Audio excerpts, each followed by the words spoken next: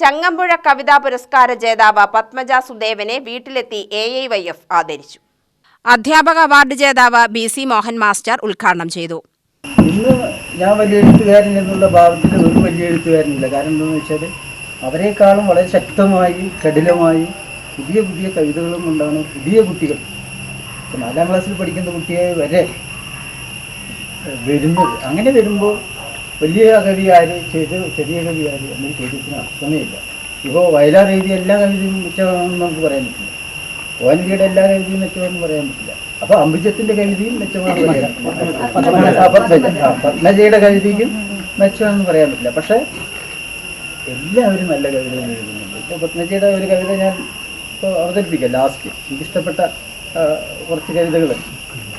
അപ്പം ഞാൻ പറഞ്ഞു വരുന്നത് ആര് വലുത് ആര് ചെറുത് എന്നില്ല.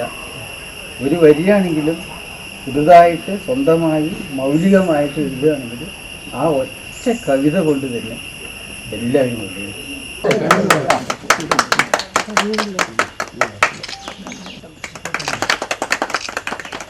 PTA vice president R. Rajesh അധ്യക്ഷത വഹിച്ചു. CPI നേതാക്കളായ KN Mohanan, PC Manikandan, C. Raghu, R. ചന്ദ്രൻ, P. കുട്ടപ്പൻ, ആണ്ടവൻ, മോഹനസുന്ദരൻ, മവിത വിശ്വനാഥൻ, സുരേഷ് ഇടപ്പാടം, K. വിനീഷ് എന്നിവർ പങ്കെടുത്തു.